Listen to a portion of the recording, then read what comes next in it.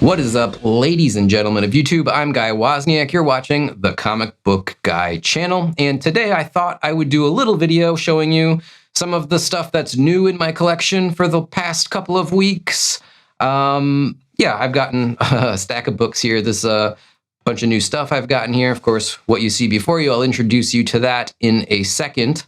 But before we jump into it, real quick, I wanted to let you know that I started a Facebook group page, the Comic Book Guy Club, over there on Facebook. If you want to join up over there, I'll leave a link down in the description, maybe in the pinned comment as well. I know a bunch of you guys have sworn off Facebook and you want nothing to do with it. Hey, I apologize. Facebook just makes it easy for people to create, groups and whatnot. So that's what I'm using. If you're not on Facebook, nothing I can do about it. But for all of you that are on Facebook, we have about 100 or so members joined up over there already. If you'd like to join, click the link below.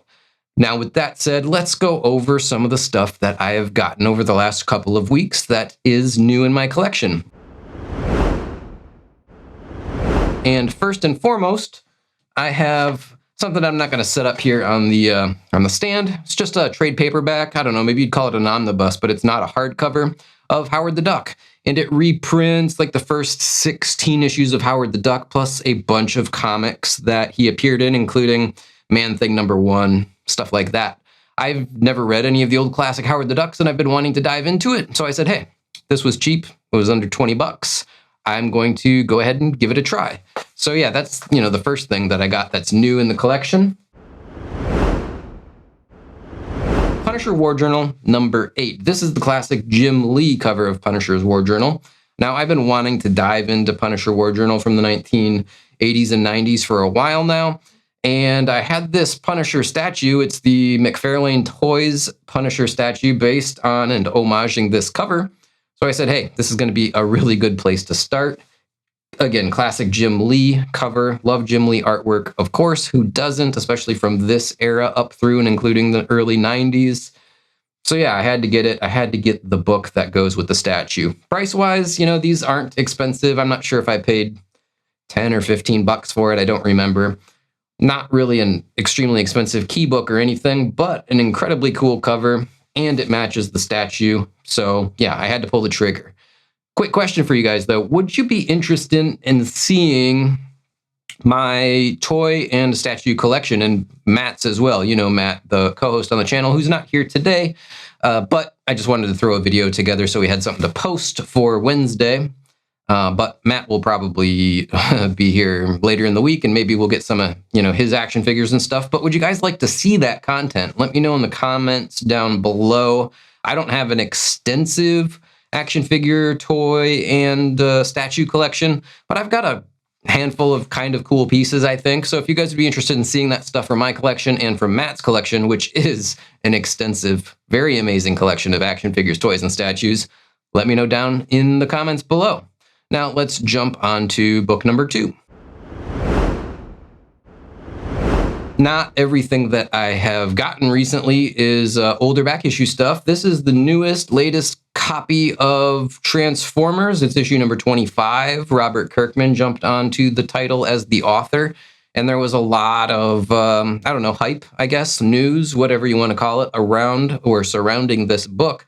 So I said, okay, I want to check it out. I'm going to see what it's all about. I haven't read any Transformers books in a long time, so I'm jumping onto this at issue number 25, absolutely cold.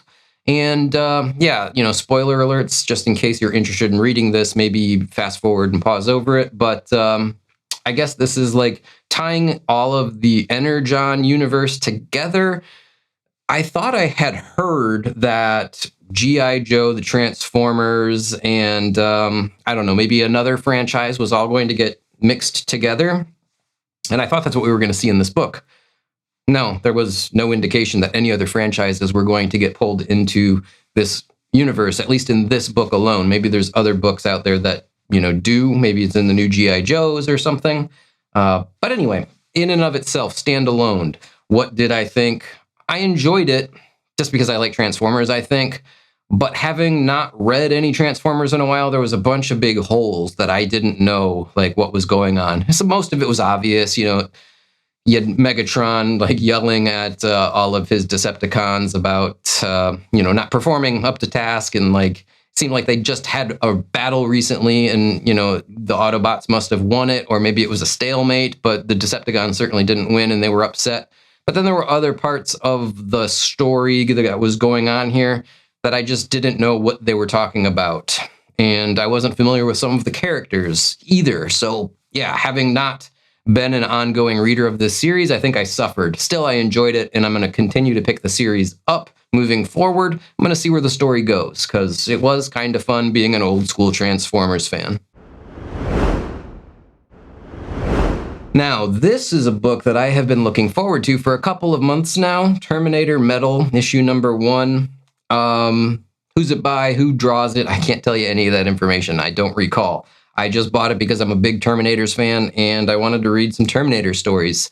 I would highly recommend picking this one up. It's an ongoing series, of course, but the thing that I really liked about it was the story in this book, start to finish, is like a whole story, like how they used to write comic books back in the day, where it was like, okay, I have a 22 or 24 page comic book, and everything that I pretty much need to know is encapsulated in this story. There was no cliffhangers, really. There was no to be continued feeling or anything. It was kind of like, hey, here's a little story arc about some people and Terminators, obviously.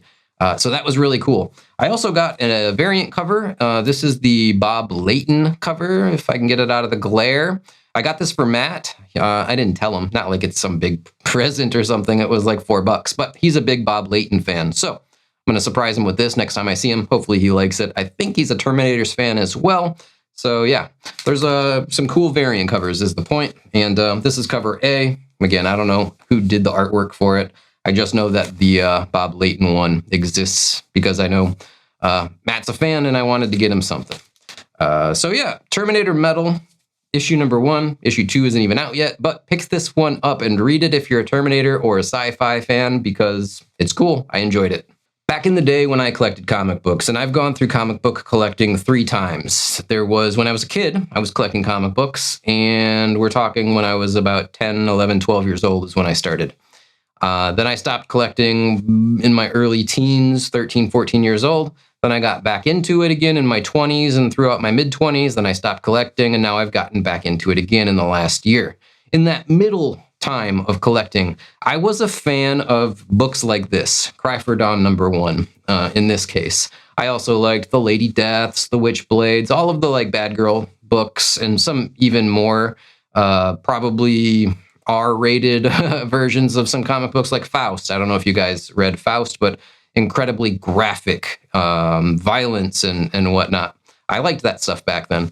My favorite, though, was Cry for Dawn and Joseph Michael Linsner's artwork. So I said, I'm going to try to reacquire my Cry for Dawn collection. It's just a 9-issue run, so it's not like there's a lot of books to pick up in the run.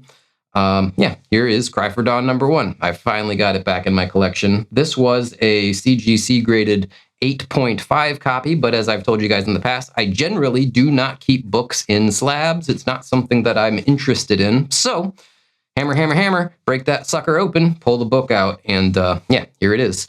My first dive back into the Cry for Dawn books, which, yeah, I'm happy to have it back in the collection. It's cool.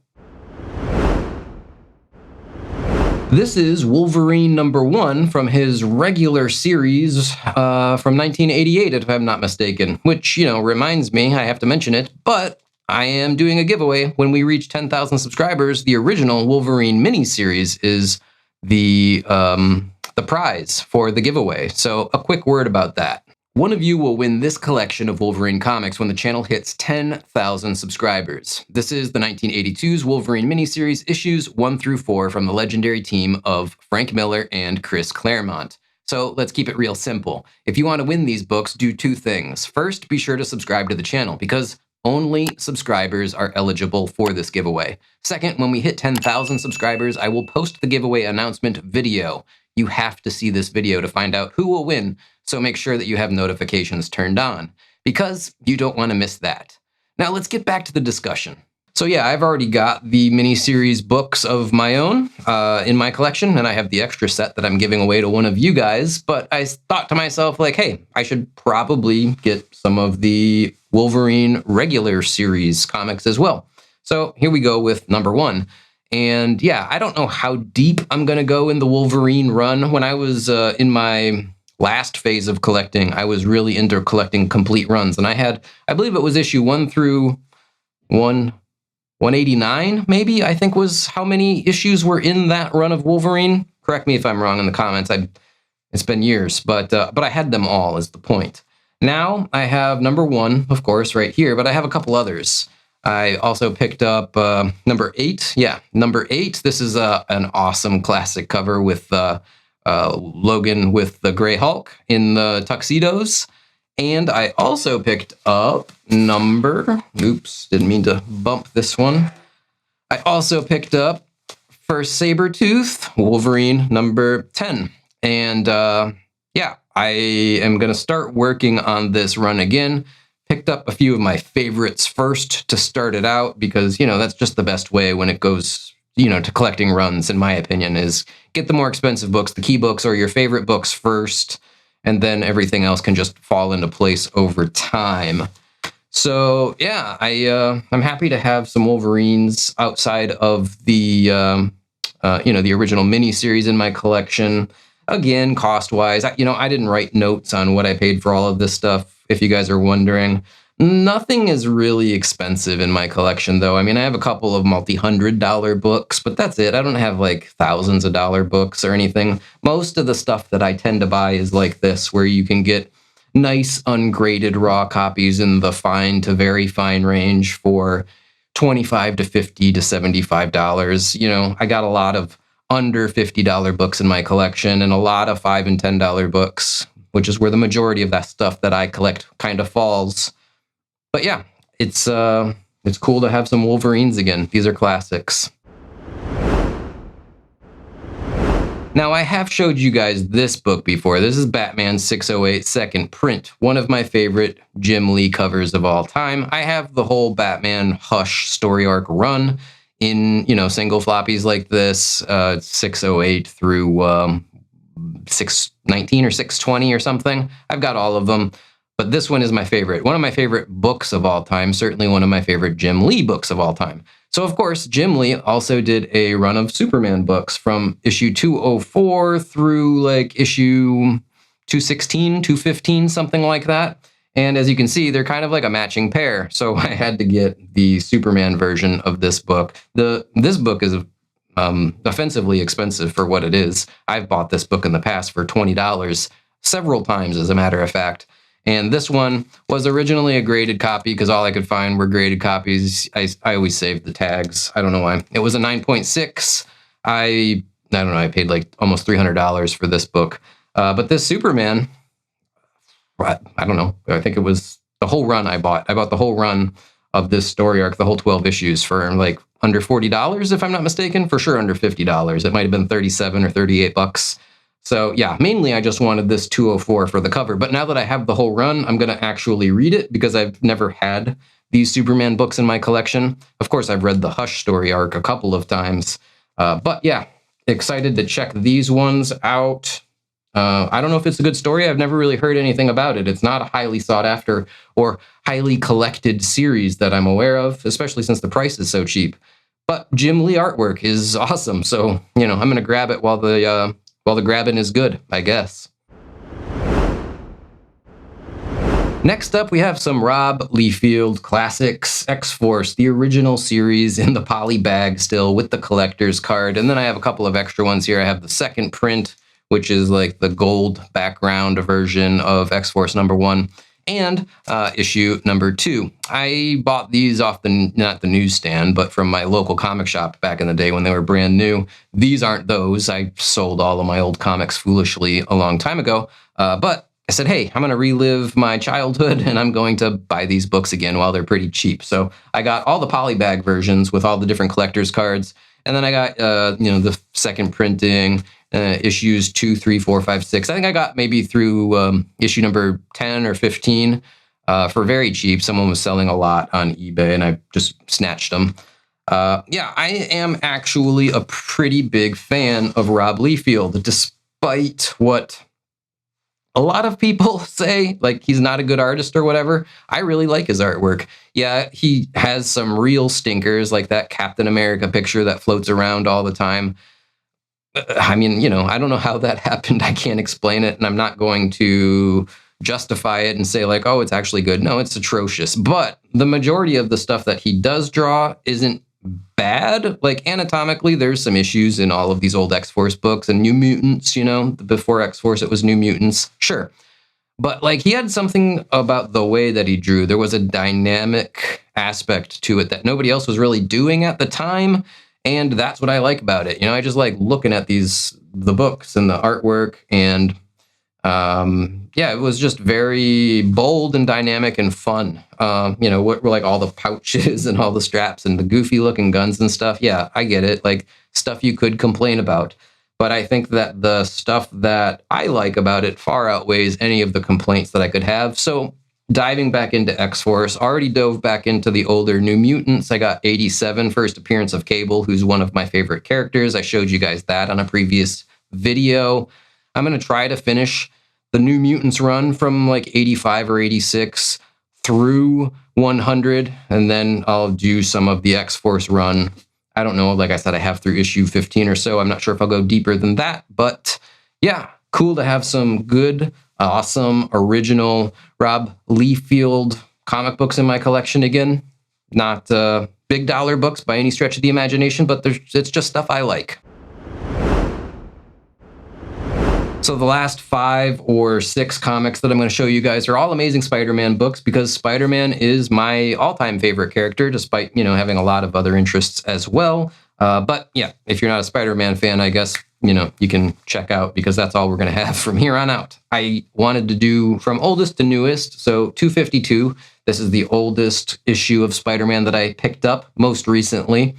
And yeah, it's, Spider-Man in the black costume. Is it the first black costume? I don't know. I mean, like, Secret Wars number 8, was that the first black costume? I'm not like super diligent on like chronological events and whatnot.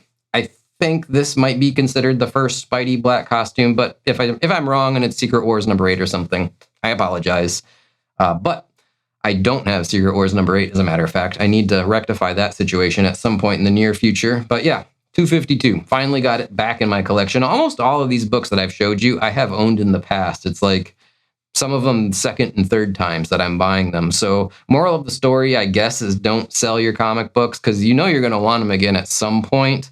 And yeah, it's been like 15 years, maybe a little more since I've sold those books. But here I am. I want them again. So now I'm rebuying them. And as I'm saying this, I'm thinking to myself, is that really such a bad thing? Part of the fun of collecting comics is going out and finding them and hunting them down. So maybe you should sell them. Maybe you should sell your collection every so often and just get the, redo the hunt. I don't know. It's probably a bad idea financially, but it's kind of fun. I'm enjoying going out and getting all these old books again. So yeah, Spider-Man 252 back in the collection. It's a book that I've again, had multiple times, and I love it. I love Amazing Spider-Man, and yeah, can't wait to get more. Next up, some Todd McFarlane Spider-Man books, Amazing Spider-Man books. His run, of course, from issues 298 through 326, and then 27, I believe, was Eric Larson, maybe, or was it Bagley? And then 328, McFarlane came back and did one more issue. Nevertheless, I have the whole run of the McFarlane Amazing Spider-Man books, including this one finally, which was not the most expensive one. Obviously, $300 is the priciest, but this one was shockingly more expensive than I was expecting when I was reacquiring all of these books for now, again, the second or third time. It's not, it's like second appearance of Venom, so it's like pseudo key. It's not like a super big key book. It was most certainly heavily printed and produced back in the day that this was released. So it's a little weird to me that this is like, what did I pay for this? Maybe $100, maybe a little less, $80. I forget exactly. This one in particular is a very nice example. It's probably, if it were graded, in the 9496 range, I would guess. So like, you're going to pay for quality, which is not something I'm generally after. I'm not overly concerned with like the highest grade books possible. I'm more than happy with comic books that are in the fine plus to, near mint minus. Anything from like the 7 to 9 range is perfectly acceptable for me. But I saw this one. It was from a seller that I've bought a bunch of books for. I know they're a reliable seller. I know that they package and ship their books well. That's important to me. So I said, hey, I'm going to pull the trigger and buy this slightly more expensive one in a slightly higher grade than I might normally, just because it's a beautiful cover. It's a book I love and from a dealer that I like. And, all the pieces just fell together. So yeah, Amazing Spider-Man number 316 is back in my collection. And of course, if I'm going to have Amazing Spider-Man 316, second appearance of Venom, we need to have Amazing Spider-Man 317. So third appearance of Venom. Another cool cover. It's got all this like symbiote webbing goo, like kind of grabbing Spider-Man. Part of that great Todd McFarlane run with David Michelinie at the author of that entire run. So yeah, obviously I'm going to get this one too. I'm trying to collect them all. Not much to say about this one. Don't recall exactly what I paid for it. It was probably a $20 or $25 book if I had to guess. Good condition, very fine, if not a little bit better than that. And yeah, another Amazing Spider-Man book. I don't think I mentioned it, but at one point in time, my last collection, I had every single issue of Amazing Spider-Man from issue 100 through issue 700, plus some of the older stuff pre-100. Not a lot, but I had some. And now I'm far and away from being close to having all of those books again, but I would like to. There's two big runs of comics that I would like to have in my collection. The Amazing Spider-Man run and Alan Moore's Swamp Thing, which isn't that big of a run. It's maybe, 50 issues or so of Swamp Thing. But beyond that, there's not a lot of big runs that I want to collect again. Smaller runs, like certain artists' runs, certain authors' runs of certain titles, yes, but I don't need, arbitrarily speaking, every issue of Batman or every issue of X-Men. But Spider-Man, that's a different thing, specifically Amazing Spider-Man.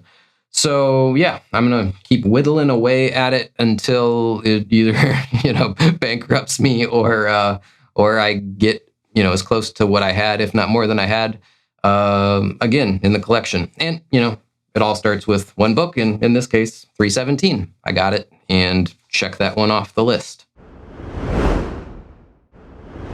And finally, we'll do this as a twofer. I actually have Amazing Spider-Man 607 and Amazing Spider-Man 608. These are J. Scott Campbell Spider-Man covers, and they are, books that I really like. I know the J. Scott Campbell books are kind of, controversial. I don't know if that's the right word, but like some people love them, some people hate them. Some people think they're just stupid girly cover comics, and some people think it's great art. Amazing Spider-Man 601, the Mary Jane cover being the most notable one, which I showed you guys in a previous video. I did get that one not too long ago. But I wanted to get the other more expensive books from his covers in this run. And yeah, that's 607, the Black Cat, 608, Spider-Man and the Black Cat getting caught with the kissing action. These books, I've actually never read them, even though I've owned all of those Amazing Spider-Man books. I have only read bits and pieces, good story arcs, and some of my favorite authors, which I'm trying to dive back into the Volume 2 Spider-Man books from like issues 30 through it goes back, it's weird, it goes back to the normal numbering, so it goes like issue 30, 40, 50, 57, 58, then like 489, 499. But anyway, I'm trying to get all of those because I really liked that author and artist combo on those books. So anyway, I like to collect, or the books that I read, I should say, are based on like author and artist duos and teams, creative teams. The creative teams on this one, like I don't even know. I've never heard of them, so I just was never really compelled to read them. When you have thousands and thousands of comic books, at least in my case, like I don't have time to read them all. But these are beautiful covers, and that's probably the main reason why I picked these ones back up in my collection, other than the fact that they're just Spider-Man books. And maybe someday I will get around to reading them, but for now, they're just, cool covers to look at, and that's okay. I mean, there's a debate online or just in collecting in general. Like, do you have to read every single comic that you collect? No, you can appreciate them just for what they are, like, artwork on paper. And that's okay too. There's a lot of books that I own that I haven't read, and some I just never intend to read. I just bought them because of the covers. But, who knows? I can't always flip them open and look at them because I don't buy graded books. So if I want to read them, I will someday. Or, I have a subscription to Marvel Unlimited, so maybe I'll just read it on my iPad and not bother digging through my boxes. But anyway, I digress. So yeah, that's the last two books, Amazing Spider-Man 607 and 606, that I wanted to share with you guys. That's not everything that's new in my collection, but it's the stuff that I thought might be interesting to show you guys. So let me know down in the comments, what do you think of the stuff that I showed you today? Would you like to see more stuff, including maybe statues and action figures and stuff like that? And yeah, I guess that will do it for today. Let me say thanks for tuning in and watching. As always, I appreciate it. And yeah, I guess that'll do it. So keep collecting comics, keep watching the videos, and until the next one, bye now.